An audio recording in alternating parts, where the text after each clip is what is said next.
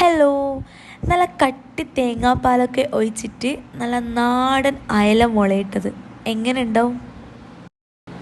ഇത് നിങ്ങൾ കണ്ടിട്ട് അഭിപ്രായം പറയല്ലേ, ഇത് ഉണ്ടാക്കി നോക്കിയിട്ട് അഭിപ്രായം പറഞ്ഞാൽ മതി. അത്രയും ടേസ്റ്റിയാണ്. ഇത് മാത്രം മതി നമുക്കൊരു പറ ചോറ് തന്നാട്ടാ. അപ്പം ഇതെങ്ങനെ ഉണ്ടാക്കുന്നതെന്ന് നോക്കാം. നമുക്ക് നേരെ വീഡിയോയിലേക്ക് പോകാട്ടാ. അടുപ്പത്തൊരു ചട്ടി വെക്കുക. അതിലേക്ക് 1 ടേബിൾ സ്പൂൺ അളവിൽ വെളിച്ചെണ്ണ ഒഴിക്കുക. വെളിച്ചെണ്ണ ചൂടാകുന്ന സമയത്ത് 1/4 ടീസ്പൂൺ കടുക് ഇട്ട് കൊടുക്കുക. 1/4 ടീസ്പൂൺ ഉലുവയും കൂടി ഇട്ട് കൊടുക്കാം. ഇനി അതൊന്ന് പൊട്ടി തീരാറാവുമ്പോൾ ഇതിലേക്ക് 2 പച്ചമുളക് ചെറുതായിട്ട് കട്ട് ചെയ്തിട്ട് അതും കൂടി ചേർത്ത് കൊടുക്കാം. 10 അല്ലി വെളുത്തുള്ളി ചെറുതായിട്ട് നേർങ്ങനെ കട്ട് ചെയ്തിട്ട് അതും കൂടി ചേർത്ത് കൊടുക്കുക. ചെറിയൊരു ഇഞ്ചിയും കൂടി നീളത്തിലരിഞ്ഞിട്ട് അതും കൂടി ചേർത്ത് കൊടുക്കാം കേട്ടോ. എന്നിട്ടെല്ലാം മീഡിയം ഫ്ലെയിമിലിട്ടിട്ട് നന്നായിട്ടൊന്ന് മൂപ്പിച്ചെടുക്കാം. അങ്ങനെ ഇഞ്ചിയും വെളുത്തുള്ളിയൊക്കെ നന്നായിട്ടൊന്ന് മൂത്ത് വന്ന സമയത്ത് ഇതിലേക്കൊരു 3 വറ്റൽ മുളക് നമുക്ക് ചെറുതായിട്ട് കട്ട് ചെയ്തിട്ട് അതും കൂടി ചേർത്ത് കൊടുക്കാം കേട്ടോ. കുറച്ചൊരു കറിവേപ്പിലയും കൂടി ചേർത്ത് കൊടുത്തിട്ട് നല്ല രീതിയിൽ മിക്സ് ചെയ്തെടുക്കാം. ഇനി ഇതിലേക്കില്ലേ ഒരു 15 ചെറിയുള്ളി ചെറുതായിട്ട് കട്ട് ചെയ്തിട്ട് അതും കൂടി ചേർത്ത് കൊടുക്കാം കേട്ടോ. ഈ ഒരു കറിക്ക് ടേസ്റ്റ് കൂട്ടുന്ന സാധനം എന്ന് പറഞ്ഞാൽ ചെറിയുള്ളിയാണ്. അതെന്തായാലും ചേർക്കാം കേട്ടോ. ഒരു 15 എണ്ണം ചേർക്കാം. എന്നിട്ട് നല്ല രീതിയിൽ മിക്സ് ആക്കിയിട്ട് ആ ഒരു ചെറിയുള്ളിക്ക് നന്നായിട്ടൊന്ന് മൂത്ത് വരണം. നന്നായിട്ട് മൂത്ത് വരാൻ വേണ്ടിയിട്ട് നമുക്കിതിലേക്ക് ആവശ്യത്തിനുള്ള ഉപ്പും കൂടി ചേർത്ത് കൊടുക്കാം. ഈ ഒരു ചെറിയുള്ളിൻ്റെ പച്ചമുളക് മാറുന്നത് വരെ നന്നായിട്ടൊന്ന് വഴന്നിട്ടണം കേട്ടോ. അങ്ങനെ ഇതാ ഏകദേശം ചെറിയുള്ളിലേക്ക് നന്നായിട്ടൊന്ന് വഴഞ്ഞു വന്നിട്ടുണ്ട്. ഇനി ഇതിലേക്ക് ഒരു ചെറിയ തക്കാളി കട്ട് ചെയ്തിട്ട് ഇട്ട് കൊടുക്കാം കേട്ടോ. ചെറിയൊരു തക്കാളി ചെറുതായിട്ട് കട്ട് ചെയ്തിട്ട് അതും കൂടി ചേർത്ത് കൊടുക്കാം. എന്നിട്ട് മീഡിയം ഫ്ലെയിമിലിട്ടിട്ട് നല്ല രീതിയിൽ മിക്സ് ചെയ്തെടുക്കാം. അപ്പോൾ തക്കാളി ഒന്ന് സോഫ്റ്റ് ആവാൻ വേണ്ടിയിട്ട് നമുക്കിത് മൂടി വെച്ചിട്ട് ഒരു 2 മിനിറ്റ് മീഡിയം ഫ്ലെയിമിൽ തന്നെ ഇട്ടിട്ട് വെക്കാം കേട്ടോ.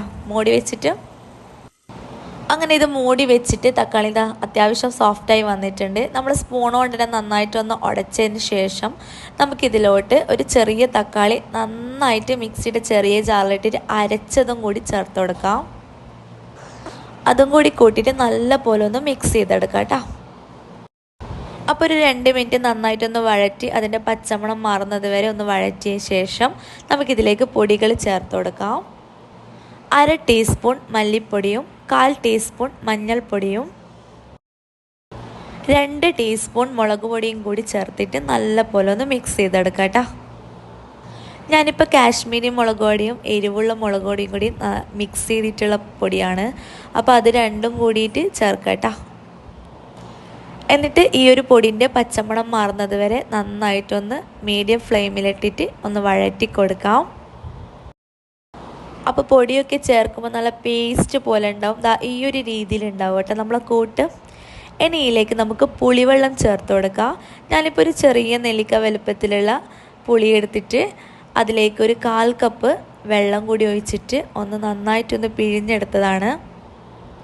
വാളം പുളിയാണ് കേട്ടോ എടുത്തിട്ടുള്ളത്. ഇനി അതും കൂടി ഒഴിച്ചിട്ട് നല്ല പോലെ ഒന്ന് മിക്സ് ചെയ്തെടുക്കാം കേട്ടോ. പുളിവെള്ളം ഒഴിച്ചിട്ട് ഹൈ സ്പീഡിലൊന്ന് മിക്സാക്കിയതിന് ശേഷം നമുക്കിതിൽ ആവശ്യത്തിനുള്ള വെള്ളവും കൂടി ഒഴിച്ചു കൊടുക്കാം. ഞാനിപ്പോൾ 1/4 കപ്പ് വെള്ളമാണ് ഒഴിച്ചിട്ടുള്ളത്. അതും കൂടി ഒഴിച്ചിട്ട് നമുക്ക് ഹൈ ഫ്ലെയിമിലിട്ട് നല്ല പോലെ ഒന്ന് മിക്സ് ചെയ്തെടുക്കാം കേട്ടോ.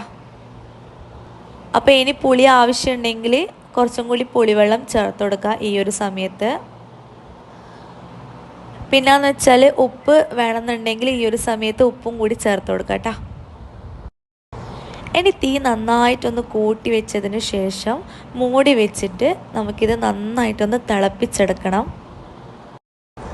സാധാരണ നമ്മൾ കറിയൊക്കെ ഉണ്ടാക്കുന്ന പോലെ തന്നെ ഇതും ഉണ്ടാക്കുന്നത്. പക്ഷെ നമ്മൾ ഉണ്ടാക്കുന്ന രീതിയിൽ വേറെ വ്യത്യാസം ഉണ്ടെങ്കിൽ ആ ഒരു കറിക്ക് ഒരു പ്രത്യേക ടേസ്റ്റ് ഉണ്ടാവും കേട്ടോ. അങ്ങനെ കറിയൊക്കെ നന്നായി തിളച്ച് വന്ന സമയത്ത് ഇതിലേക്ക് മീൻ കഷ്ണങ്ങൾ ഇട്ട് കൊടുക്കുക.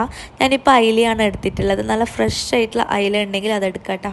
എന്നിട്ട് ചെറുതായിട്ട് കട്ട് ചെയ്തിട്ട് ഓരോന്നോരോന്നായിട്ട് ഇതിലേക്ക് ചേർത്ത് കൊടുക്കാം കേട്ടോ.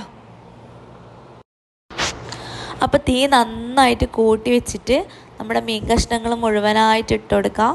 എന്നിട്ട് നമുക്കിത് മൂടി വെച്ചിട്ട് ഒരു 3-4 മിനിറ്റ് കുക്ക് ചെയ്തെടുക്കാം കേട്ടോ. അയില ആയതുകൊണ്ട് തന്നെ പെട്ടെന്ന് വെന്ത് കിട്ടും. നല്ലപോലെ ഒന്ന് മിക്സ് ആക്കിയതിന് ശേഷം നമുക്കിത് മൂടി വെച്ചിട്ട് ഒരു 3-4 മിനിറ്റ് അടച്ച് വെച്ചിട്ട് കുക്ക് ചെയ്യാം കേട്ടോ. അങ്ങനെ നമ്മുടെ മീനൊക്കെ നന്നായിട്ട് വെന്ത് വന്നിട്ടുണ്ട്. ഇനി ഇത് തുറന്ന് വെച്ചിട്ടും ഒരു 2 മിനിറ്റും കൂടി ഒന്ന് വേവിച്ചെടുക്കാം. ഈ ഒരു സമയത്താണ് നമ്മുടെ മെയിൻ ഇൻഗ്രീഡിയൻ്റ് ആയിട്ടുള്ള കട്ടി തേങ്ങാപ്പാൽ ചേർക്കേണ്ടത്. ഞാനിപ്പം 1/4 കപ്പും പ്ലസ് 1 ടേബിൾ സ്പൂണും തേങ്ങാപ്പാൽ ചേർത്തിട്ടുണ്ട്. അപ്പോൾ അത് ഫുള്ളായിട്ട് തന്നെ ഒഴിച്ചിട്ട് നല്ല രീതിയിലൊന്ന് മിക്സ് ചെയ്തെടുക്കുക. മിക്സ് ചെയ്യുമ്പോൾ ശ്രദ്ധിക്കണം, കാരണം മീനൊക്കെ വെന്തയല്ലേ. ചട്ടി ഒന്ന് സൈഡിൽ നന്നായിട്ടൊന്ന് ഇളക്കിയാൽ മാത്രം മതിയാവും കേട്ടോ. നല്ല പൊളി ടേസ്റ്റാണ്. അവസാനമായിട്ട് കുറച്ചൊരു കറിവേപ്പിലയും കൂടി മേലിലൊന്ന് ഇട്ട് കൊടുക്കുക. നിങ്ങളൊന്ന് ടേസ്റ്റ് ചെയ്യണം കേട്ടോ. എന്താ പറയണ്ടേ, അപാര ടേസ്റ്റാണ്. അപ്പോൾ ഇത് നിങ്ങൾ ഉണ്ടാക്കി നോക്കിയിട്ട് എങ്ങനെയുണ്ടെന്ന് കമൻറ്റ് ചെയ്യാൻ മറക്കല്ലേ. വീഡിയോ ഇഷ്ടമായിട്ടുണ്ടെങ്കിൽ ഒന്ന് ലൈക്ക് ചെയ്യാനും ഷെയർ ചെയ്യാനും നമ്മുടെ ചാനൽ സബ്സ്ക്രൈബ് ചെയ്യാനും മറക്കരുത്. മറ്റൊരു നല്ലൊരു വീഡിയോയുമായി വീണ്ടും കാണാം. അതുവരേക്കും ബൈ ഫ്രം ബനൂസ് വേൾഡ്.